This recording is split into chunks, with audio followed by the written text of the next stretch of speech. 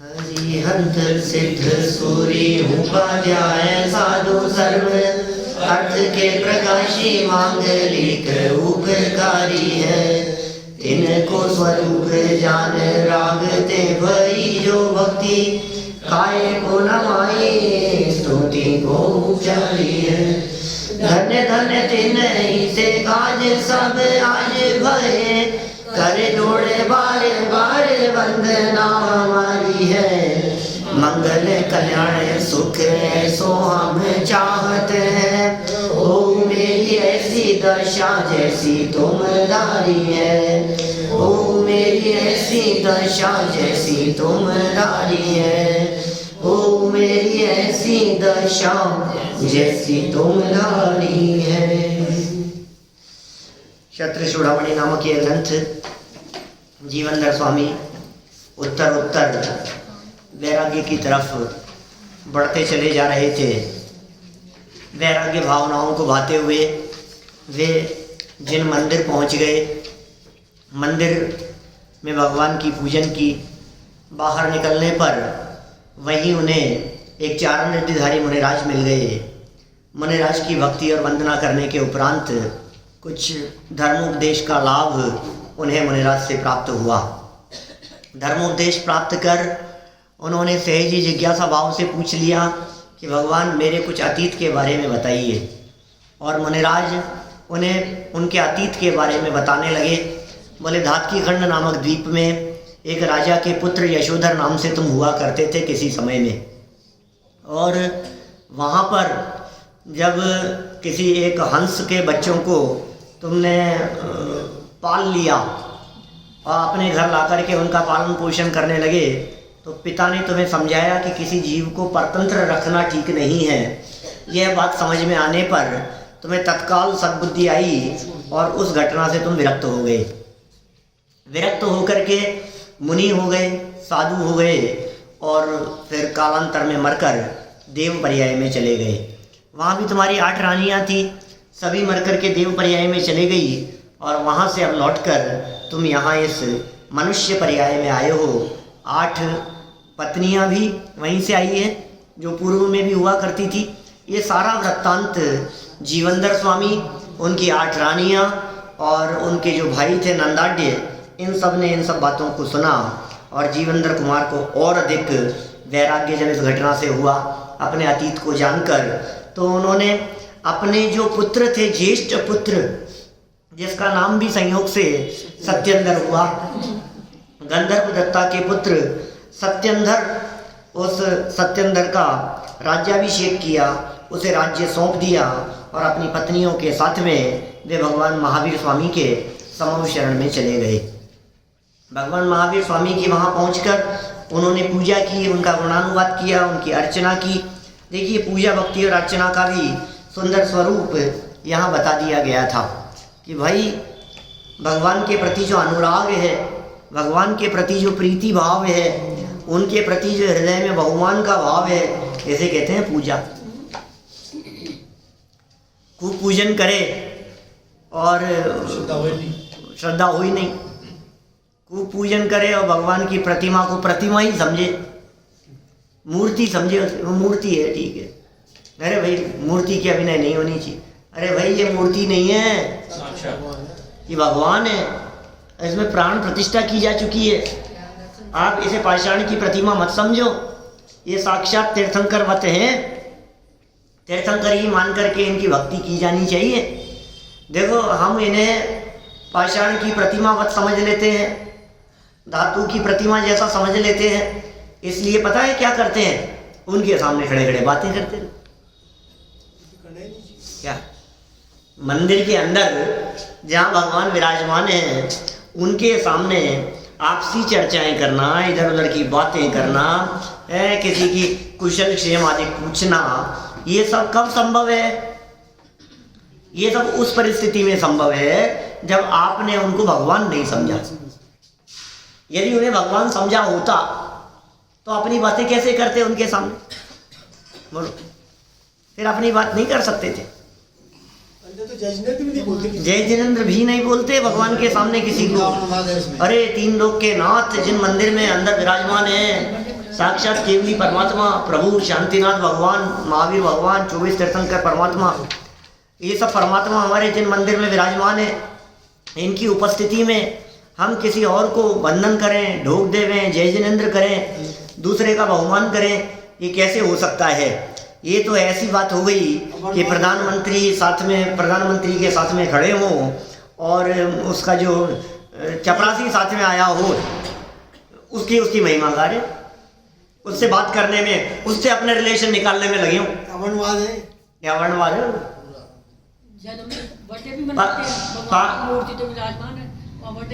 सब महापाप के काम है। ये यहाँ कह रहे हैं भाई तुझे कब बात समझ में आएगी? जब तुझे समझ में आए कि असली पूजा उनके प्रति गुणानुराग है, उनके प्रति बहुमान का भाव है। ओ अति पुण्य उदय मम आया, प्रभु तुमरा दर्शन पाया। कितना हर्ष होता है, लेकिन इसका हर्ष भगवान की प्रतिमा को देखने से ज्यादा आए हुए साधक भी, अरे आगे ज्यादा भगवान की प्रतिमा को देख करके ऐसा बहुमान नहीं आता जैसा किसी साधर्मी को देख करके आ रहा है। इसका मतलब तू भगवान का अपमान कर रहा है। ये कह रहे हैं यहाँ गुणों का वर्णन करो, उसका नाम स्तुति है, गुणों का स्मरण करो, इसका नाम वास्तव में पूजा है, और वचनों द्वारा गुणों को कहना, इसका नाम भी स्तुति है। भगवान महावीर स्वामी के समूह शरण में पहुंच गए जीवंदर स्वामी। देखिए तीर्थंकर भगवान महावीर की वे स्तुति कर रहे हैं। 555 भगवन भव रोगेण भीतो हम पीड़ित सदा, त्वयि कारण वेद्येपि सद्या किम तस्य कारणा। हे भगवान, मैं संसार के जन्म मरण के रोग से अनादि काल से पीड़ित और भयभीत हूँ। आपके अकारण वैद्य होने पर भी उसकी वेदना क्या सहने योग्य है? अर्थात आप इस वेदना को शीघ्र ही नष्ट करो। ये भागचंद जी ने जो महावीराष्टक में लिखा ना, क्या वो ये इसका अनुवाद दिखता है? क्या लिखा उन्होंने वहाँ? महामोहातंक प्रशमन पराकश्चिन भिषग, निरापेक्षो बंधु विदित महिमा मंगल कर, शरण्य साधूनां भव भय भ्रतामोत्तम गुणो, महावीर स्वामी नयन पथगामी भवतुन। कैसे हैं आप निरापेक्षो बंधु, अकारण बंधु हैं आप, निष्कारण बंधु हैं आप, और कैसे आप वैद्य के समान हैं। ये कह रहे हैं भगवान को देख करके अनादि काल से, क्या वो है ना अपने विनय पाठ जो बोलते हैं छोटा वाला, हे नाथ मैं मिथ्यात्ववश संसार में फिरता रहा, एक बोध लाभ बिना अनंतों व्यर्थ भव धरता रहा। हे भगवान, मैंने आपकी शरण पाए बिना अनंत भव भूतकाल में धारण किए, अनंत अनंत भव अनादिकाल से प्रभु। ये उसमें लिखा योगसार की चौथी गाथा है, योगसार ग्रंथ की चौथी गाथा में, उसमें वो क्या कहते हैं? अनंत है संसार सागर, जीव काल अनादि है, पर सुख नहीं बस दुख पाया, मोह मोहित जीवने। हे भगवान, अनंत संसार सागर है, जीव का काल अनादि से है, अनादि काल से। हे प्रभु, मैंने इन भव रोगों के कारण अनंत दुख उठाए हैं। ये अनादि काल से मुझे ये रोग है, मैं अनादि काल से जन्म जरा मरण के रोग से पीड़ित हूँ। ये रोग दिखता है? आपसे पूछा क्यों साहब, कोई रोग तो है साहब? 75-70 साल की उम्र हो गई, कोई बीमारी नहीं है, बिल्कुल फिट है, बिल्कुल फिट है अपन तो, बिल्कुल फिट है, कोई रोग नहीं है। मैं तो अनादि से रोगी हूँ, उपचार कराने आया हूँ। ये तो बोल रहे थे आप, झूठ बोल रहे थे। अंदर मैंने देखा था आपको, आप भगवान के सामने बोल रहे थे मैं तो अनादि से रोगी हूँ, उपचार कराने आया हूँ। और जब बाहर आकर के पूछा कि आपको कोई बीमारी है? नहीं, कुछ नहीं है मेरे तो। अभी तो बोल रहे थे उपचार कराने आया हूँ, ठीक हो गया। कुछ बात कुछ पता नहीं है, नकल करता है, झूठ बोलता है, इसको कुछ होश नहीं है। देखो अंदर बोल रहे थे रोगी हूँ, क्या बाहर पूछा तो मना कर दिया, और फिर यहाँ आकर के जब बैठे हैं तो कहा कि अनादि काल से पीड़ित हूँ। जन्म जरा मरण, जन्म मरण के रोग से, हे भगवान मैं संसार के जन्म मरण के रोग से अनादि काल से पीड़ित हुई, बीमारी है, पल पल मरता आया हूं, जन्म मरण मुझे आदत है जीने मरने की, क्या, और मौत बदनाम हुए जाती है। अरे मर गए साहब, ओ साहब मर गए, लोग विचार करते हैं कैसे मर गए। अरे ये तू अफसोस कर रहा है, मुझे तो आदत है जन्म मरण करने की। दुनिया मेरे मरण हो जाने पर अफसोस व्यक्त करेगी, और करती है, और करती आई है अनादि काल से। लेकिन सच कहूँ अनादि काल से मैं तो मरता और जन्म लेता आया हूँ, मुझे तो आदत हो गई है इसकी, इस रोग से अनादि काल से पीड़ित हूँ मैं। लेकिन ये अनादि, कोई रोग जब बहुत लंबा हो जाता है तो व्यक्ति उसे रोग नहीं समझता, उसे स्वरूप समझने लगता है। ऐसा ही चलेगा। देखो जब रोग जब लंबा हो जाता है और फिर इस व्यक्ति को कहा जाए तो नहीं तो ऐसे ही चलेगा, उसे लगता नहीं है कि ये भी कोई बीमारी है। जब किसी व्यक्ति को कम सुनाई देने लगे और बहुत वर्षों से कम सुनाई देता हो तो उसे लगता नहीं है कि ये कोई बीमारी है। आंखों से कम दिखता हो और शुरू से ही कम दिखता हो तो उसे लगता नहीं है कि ये कोई तकलीफ है। वो तो जब उसको सूझता हुआ दिखाए और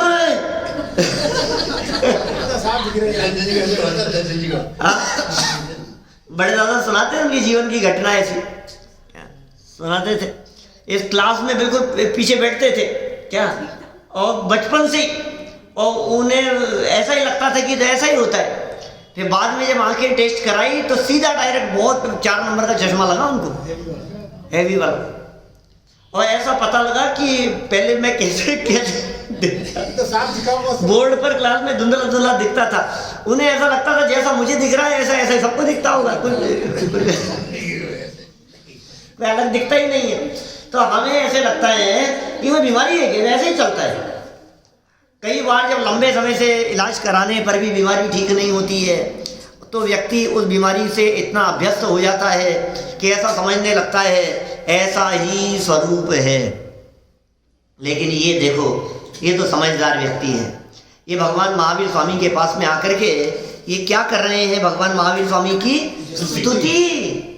स्तुति। ये कौन सी स्तुति बोल रहे हैं भैया? प्रभु पतित पावन बोल रहे हैं क्या? राजा राणा छत्रपति तो नहीं बोल रहे हैं? आज कौन सी स्तुति बोल रहे हैं?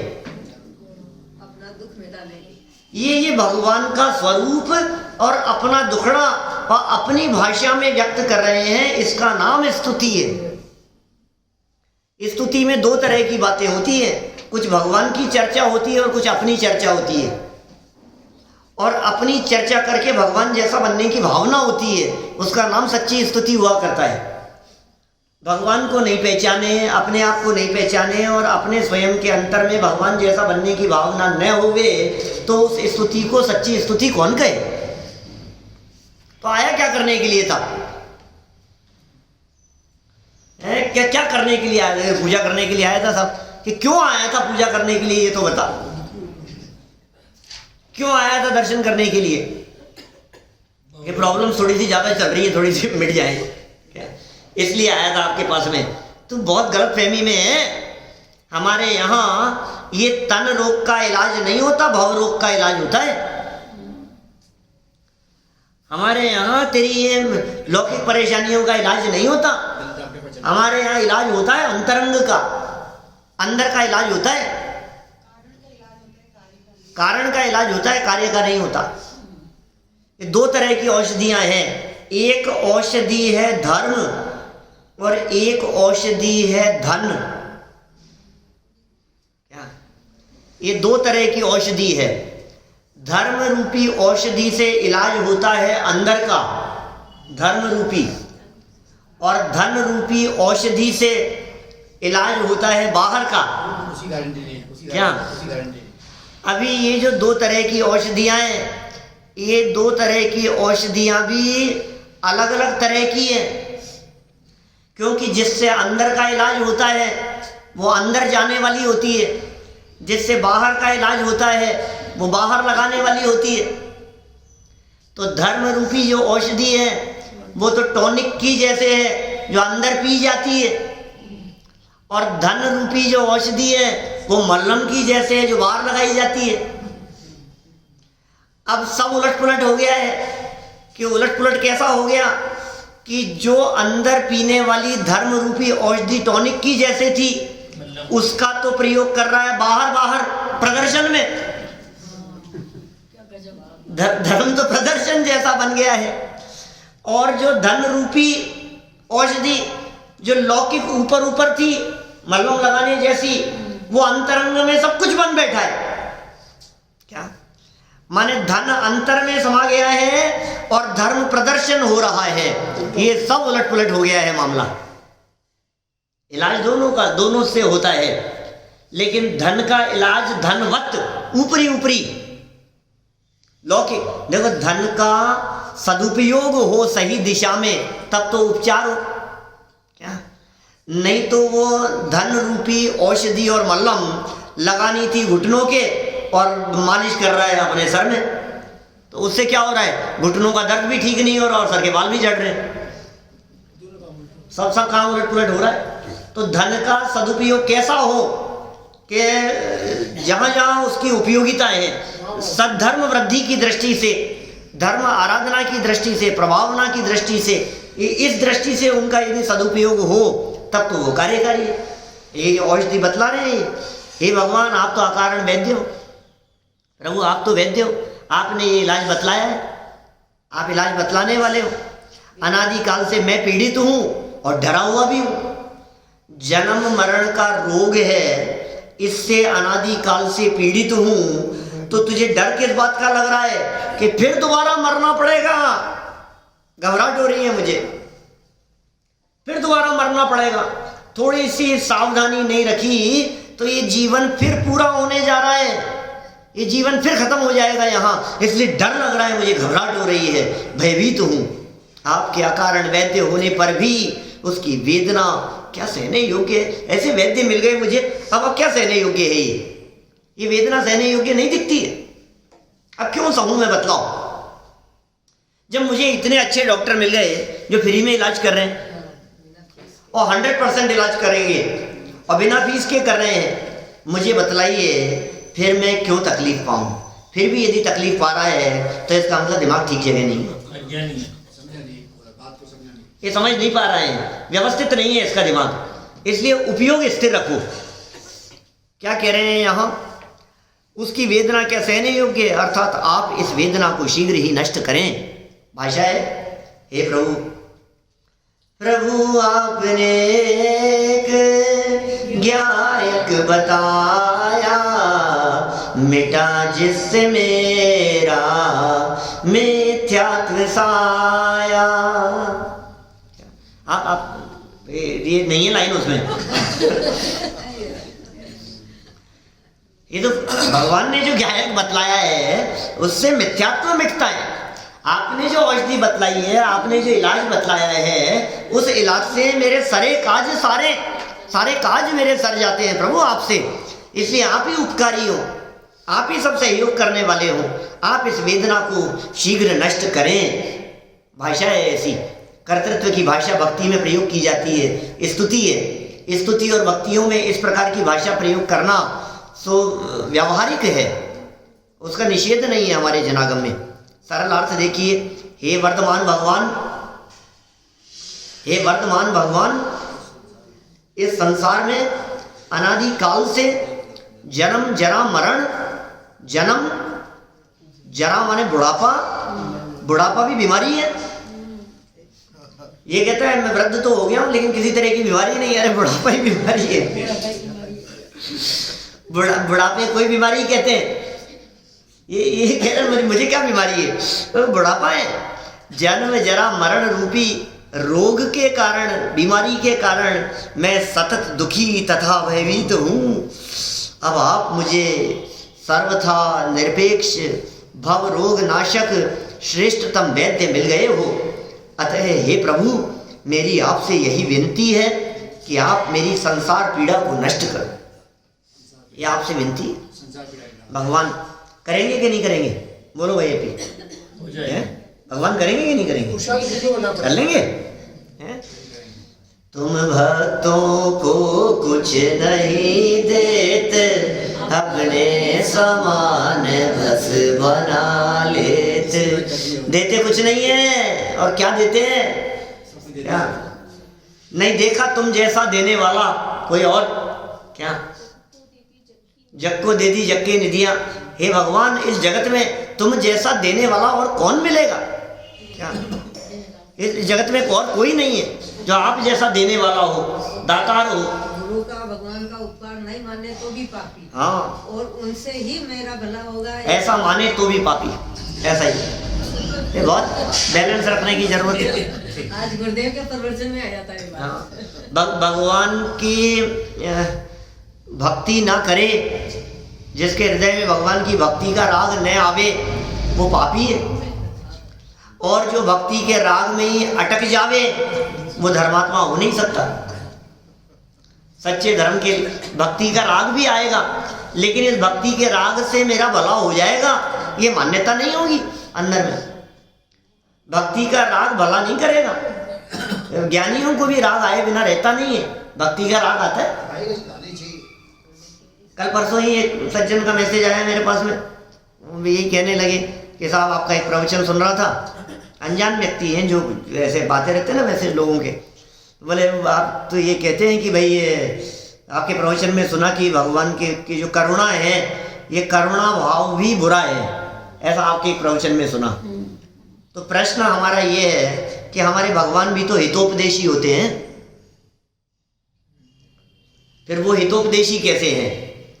और फिर दूसरी बात, वो जो हितोपदेश देते हैं उससे सुन करके हम भी उसे सुनते हैं और हमें भी उनके प्रति बहुमान का भाव आता है। फिर ये यदि बुरा है तो फिर कैसे चलेगा? ऐसा प्रश्न किया। तो मैंने कहा भाई साहब, भगवान के जो हितोपदेशी नाम का गुण कहा है, ऐसा लिखो ना, भगवान का गुण है हितोपदेशी नाम का, और आप कह रहे हो कि करुणा बुरा है। भगवान का तो गुण है हितोपदेशी, फिर कैसे चलेगा? कि भाई जो हितोपदेशी गुण है वो गुण सहज है।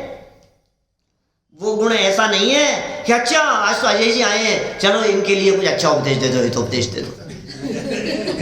ऐसा थोड़ी ना है कोई हितोपदेश। वो हितोपदेश तो सहज है।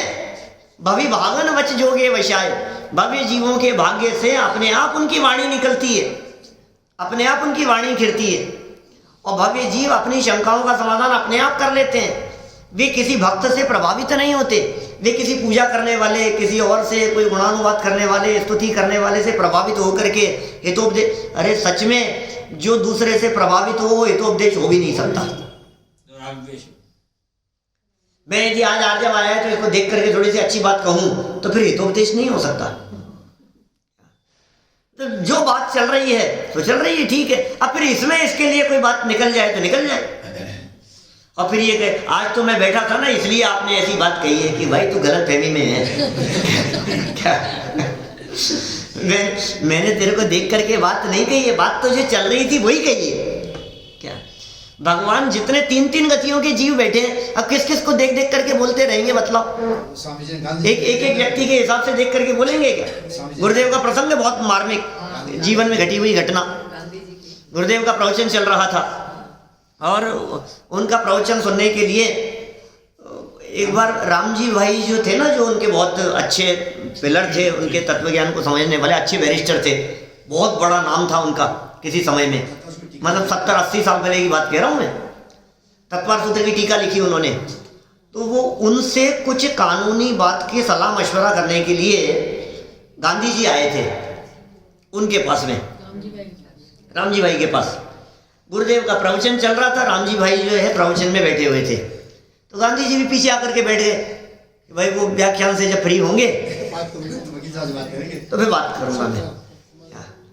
तो अब प्रवचन चल रहा था, तो प्रवचन में गुरुदेव ने जो कुछ भी बातें बोली होगी, क्या कोई किसी का करता धरता नहीं है, ये ऐसा मानता है, मैं ऐसा कर दूं, मैं वैसा कर दूं, मैं देश का भला कर दूं, मैंने ये करा दिया, मैंने वो करा दिया, दुनिया भर की बातें वो कह रहे थे, सहज में आकर्तापन की बातें, बोले वो पापी है और बहुत मतलब जो भी बातें। तो फिर राम जी भाई ने बाद में ये बात बतलाई कि वो मोहनदास मिला था और वो ये कह रहा था कि वो आजकल तुम्हारे महाराज का क्या हाल है जो उस दिन मेरे को इतनी बातें सुना रहे थे।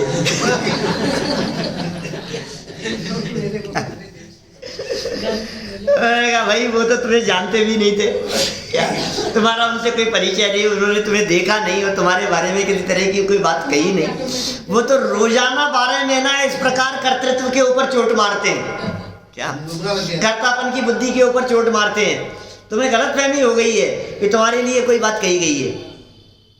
तो ऐसे ही भगवान के पास जाकर के भक्त अपनी बात कहता है और भगवान वीतराग भाव से हितोपदेश उनकी वाणी के माध्यम से सहज ही घिरता रहता है। माने भगवान का जो हितोपदेशी नाम का गुण है वो व्यक्ति से प्रभावित नहीं है, वो सहज है कि नहीं साहब मेरी शंकाओं का समाधान हुआ ना, अरे भाई वो तो गणधरों के माध्यम से किया जाता है, रूपांतरित होती है। तीर्थंकर परमात्मा की पुण्य प्रकृतियां इस प्रकार की है कि गणधर की उपस्थिति में 18 महाभाषा और 700 लघु भाषा रूप वाणी सहज परिणमित होती है। प्रत्येक जीव अपनी अपनी भाषा में समझ लेते हैं, सबकी शंकाओं का समाधान सहज हो जाता है। उनके हितोपदेश का अर्थ ऐसा मत समझो कि वो किसी का भला कर रहे हैं, उनके हृदय में कोई करुणा भाव हो। भगवान के हृदय में करुणा भाव नहीं होता।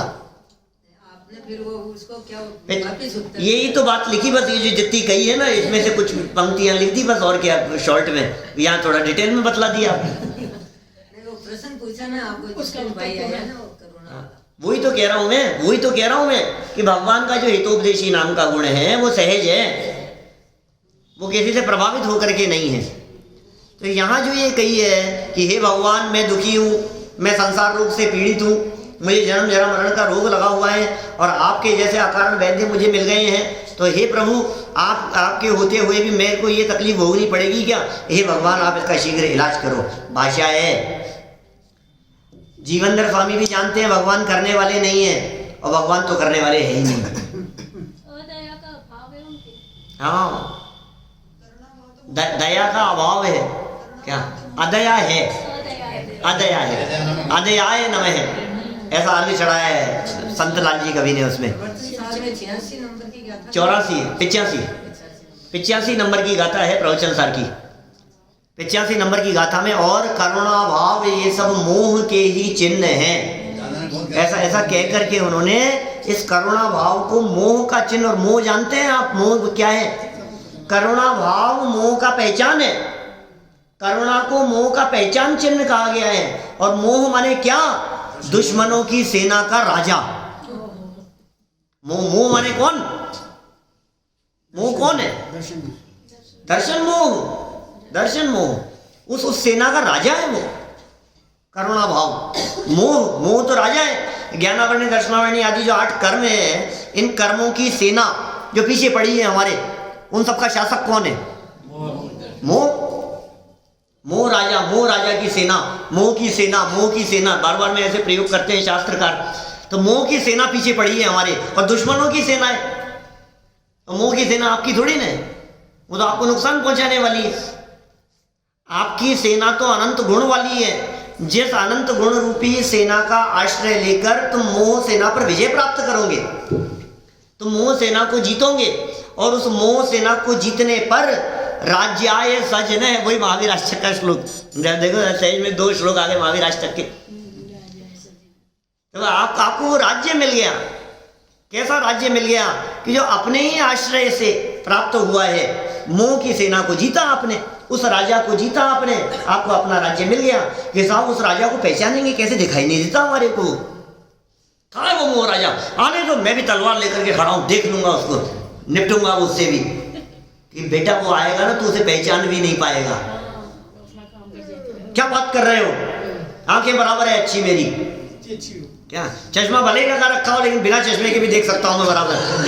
क्या तुम क्या समझते हो, मुझे दिखाई नहीं देता है, सब बराबर दिखता है मेरे को।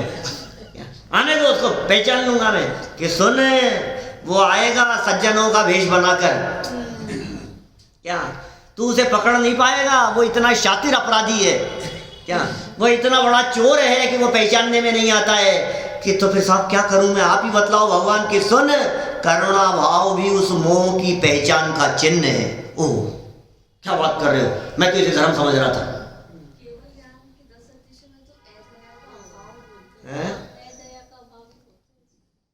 आदया का अभाव, हम वो आदया का अभाव,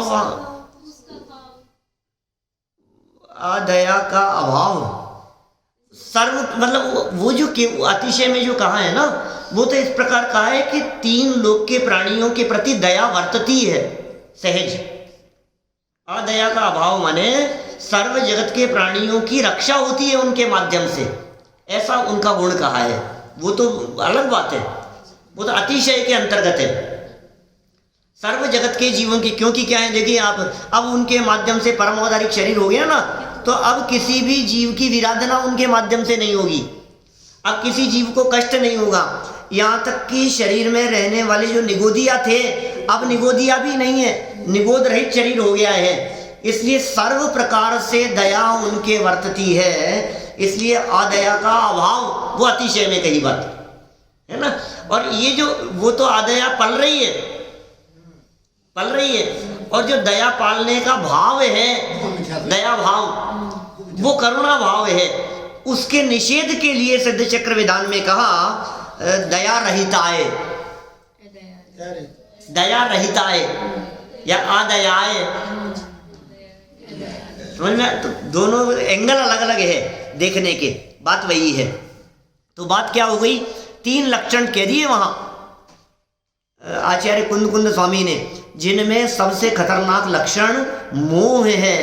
क्योंकि ये मोह जब उदित होता है, मोह जब प्रकट होता है, तो आप पहचान नहीं पाते हो कि ये शत्रुता या शत्रु मेरे ऊपर हावी हो रहा है।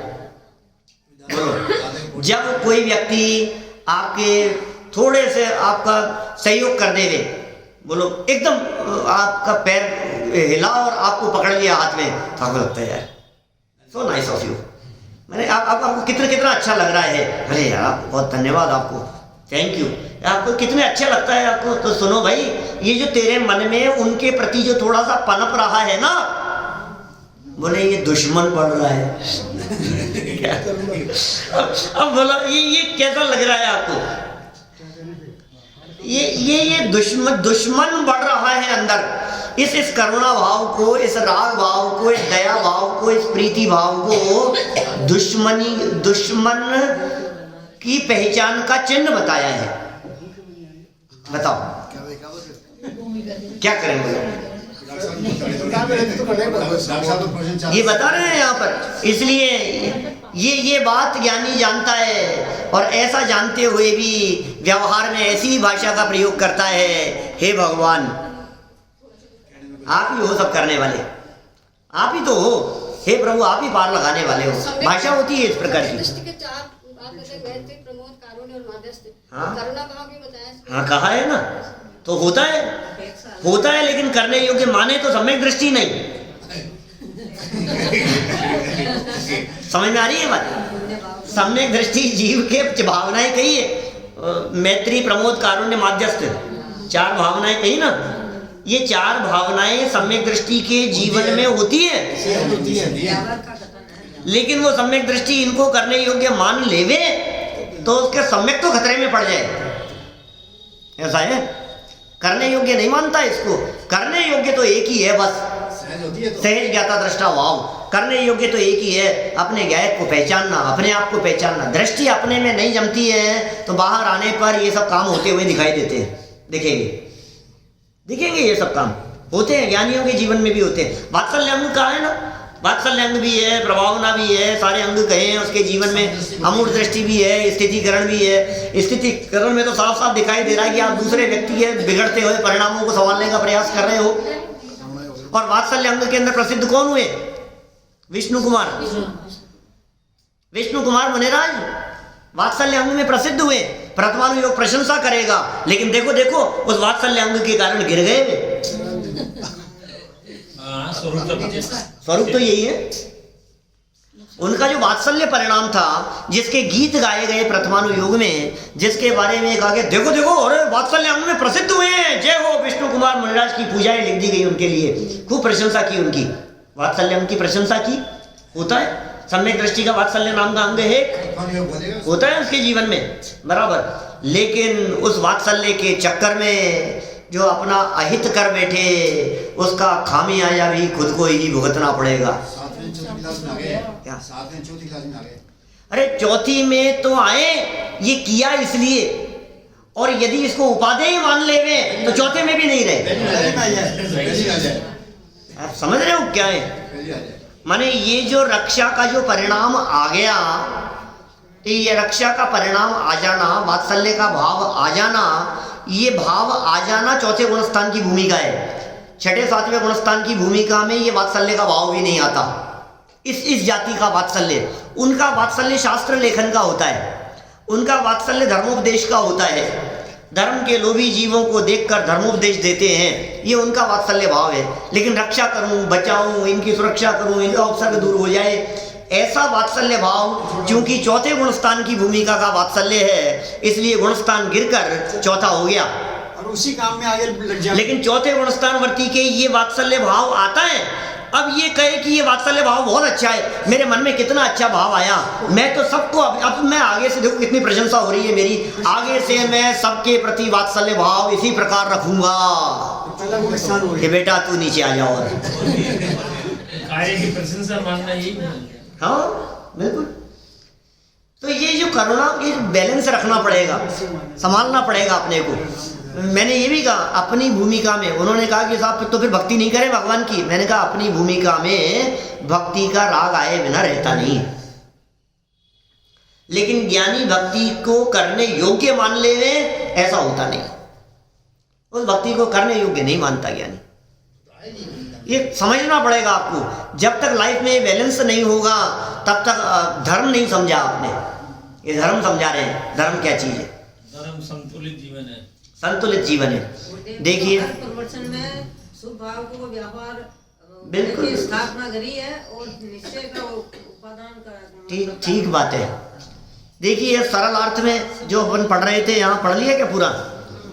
हे वर्धमान माँ भगवान, इस संसार में अनादि काल से जन्म जरा मरण रूपी रोग के कारण मैं सतत दुखी तथा भयभीत हूँ।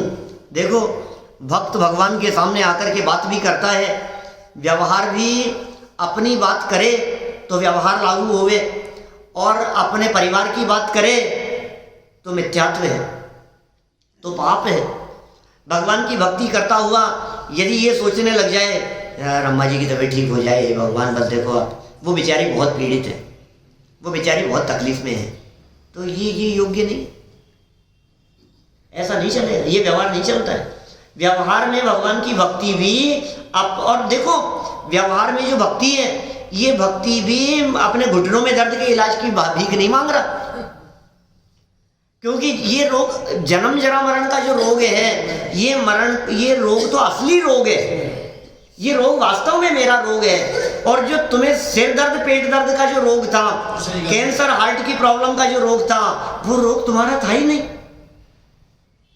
वो तो शरीर का रोग था।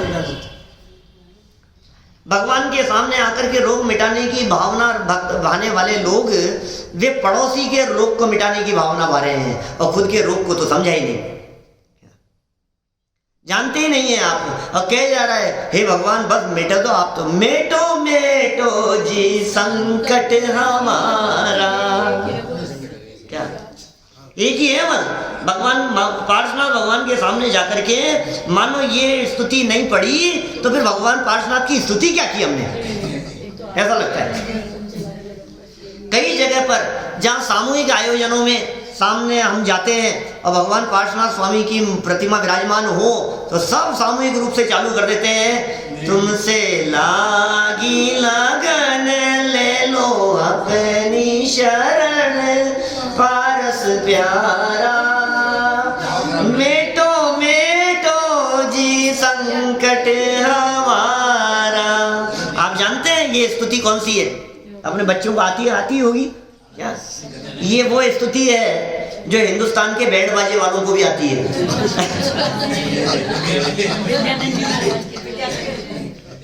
और इसमें ये भी है, जग के दुख की तो परवाह नहीं, जग के दुख की तो परवाह नहीं है।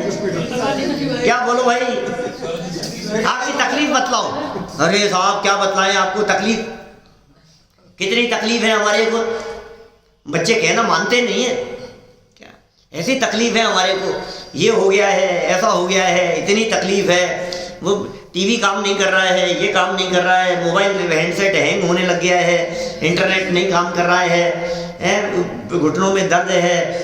देखो आप, वो सास परेशान करती है, बहुएं परेशान करती है, इसका ऐसा हो गया है, किराएदार परेशान, कितने परेशानियां हैं कि सुन सही बता, ये सब नहीं चलेगी। दूसरी बात बता, अरे नहीं तकलीफ है, तू ही तो बोल रहा है जग के दुख की तो परवाह नहीं है, तो इसका मतलब तू जिन दुखों की बात हमारे सामने करेगा ईमानदारी से, वो जग के दुख नहीं होने चाहिए।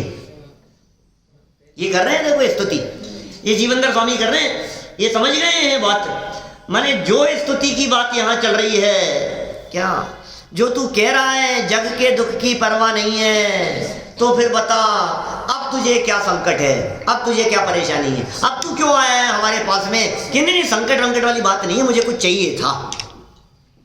कि क्या चाहिए तुझे? स्वर्ग सुख की भी चाह नहीं है, अब क्या चाहिए बोल, अब क्यों आया है भगवान के पास? अब बता, अब जो तू बतलाएगा सो सच्ची बात होगी। क्या तो क्या है सच्ची बात? मेटो जामन मरण होए ऐसा यतन, पारस प्यारा। क्या ये जो बात आप पार्श्वनाथ भगवान से जाकर के बोलते हो, ये जीवनधर स्वामी महावीर भगवान से बोल रहे हैं। बतलाओ, ये संकट पार्श्वनाथ भगवान ही मिटाएंगे? अच्छा ये स्तुति यदि मैं पार्श्वनाथ की जगह वीरा प्यारा बोलूं तो? अरे नहीं, पार्श्वनाथ भगवान से बोल। क्यों महावीर भगवान नहीं मिट सकते जन्म जरा मरण का संकट? पूरे 24 तीर्थंकर एक समान है, कोई फर्क नहीं है। पार्श्वनाथ भगवान और महावीर भगवान में कोई फर्क नहीं है, एक जैसे हैं। आदिनाथ भगवान और शांतिनाथ भगवान सब एक जैसे हैं। अभी मैंने वहां भी कही, सब खंडेलवाल समाज था वहाँ बड़नगर में, पंच कल्याणक में, सारे लोग गोधा, कासलीवाल, सोगानी, सेठी, अजमेरा, सब ये वही परिवार, सारे लोग, पूरा समाज ही वही था।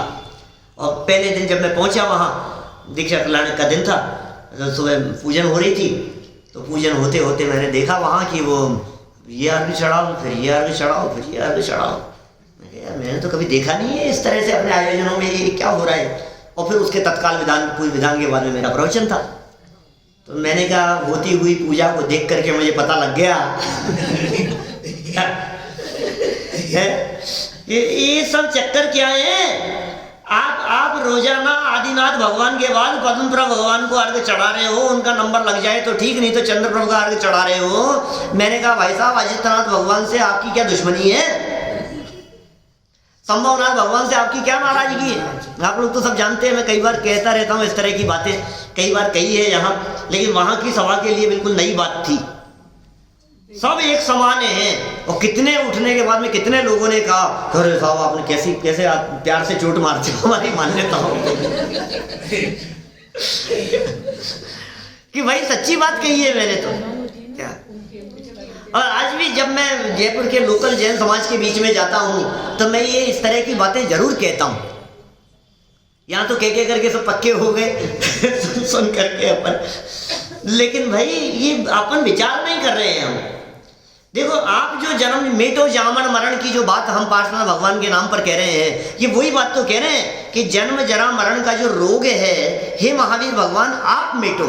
क्यों इन्होंने पार्श्वनाथ भगवान को क्यों नहीं याद किया? मतलब ये भी तो पार्श्वनाथ भगवान को याद कर सकते थे ना, कि नहीं सब एक जैसे हैं। क्योंकि सामने भगवान महावीर स्वामी विराजमान है, इसलिए हमने महावीर भगवान से बात की। और यदि शांतिनाथ भगवान विराजमान हो तो उनसे भी हम यही कहेंगे, मेटो जामन मरण होवे ऐसा यतन। देखो वहां भी क्या कहा है, होवे ऐसा यतन। आप नहीं मिटाओगे, स्वयं में होगा। हे भगवान, मेरे जन्म मरण को मिटने वाले आप नहीं हो, मैं स्वयं हूँ। तो तू मेरे पास में क्यों आया है? कि आपके पास इसलिए आया हूं कि हे भगवान, आपकी वाणी को सुनकर, आपके हुए बताए हुए मार्ग पर चलकर मेरे हृदय में, मेरे अंतर में ऐसा यत्न हो जावे, ऐसा प्रयत्न चालू हो जावे कि मेरे ये रोग स्वयं मिट जावे। इस उपाय के लिए आपके पास में आया हूं। मैं दुखी हूं, मुझे डर लग रहा है, मुझे घबराहट हो रही है। यदि ये जीवन पूरा हो जाएगा तो फिर क्या होगा हे भगवान? यदि फिर मर गया तो फिर क्या होगा? तो पता है भगवान महावीर स्वामी आगे क्या कहने वाले हैं कि सुन, अब तुझे डरने की जरूरत नहीं है, क्योंकि तेरे हृदय की इस भावना को देखते हुए तेरा भविष्य हमें दिखाई दे रहा है कि तेरे जन्म मरण का अभाव होकर के तो अल्पकाल में मेरे बगल में आकर के बैठने वाला है। ये भगवान महावीर स्वामी कहने वाले। सतत दुखी और भयभीत हूं, अब आप मुझे सर्वथा निरपेक्ष भव रोग नाशक श्रेष्ठतम वैद्य मिल गए हो, श्रेष्ठतम वैद्य मिल गए हो। आपके जैसा और कोई नहीं होगा प्रभु, आपके जैसा इस जगत में और कोई नहीं है। कितने भक्तियों स्तुतियों में माथे में गूंजती रहती है इस तरह की पंक्तियां, जिनमें लगता है हे भगवान, आप जैसा कोई और दूसरा वैद्य नहीं है, आप मिल गए हैं मुझे। अतः हे प्रभु, मेरी आपसे यही विनती है कि आप मेरी संसार पीड़ा को नष्ट करें। हे भगवान, संसार पीड़ा को आप नष्ट करें, संसार रोगों को आप दूर करें। हे प्रभु, ऐसा कोई उपदेश आपके माध्यम से मिल जावे, इस तरह की भावना यहाँ भक्त के माध्यम से व्यक्त की जानी चाहिए। ऐसा विचार कर वादीप सिंह आचार्य देव ने ये सारे शब्द जीवनधर स्वामी के मुख में रख दिए हैं। हम सबका चिंतन इस प्रकार का हो और हम भी अल्पकाल में भव रोगों से मुक्ति प्राप्त करें, इस भावना से बात को यही विराम दें।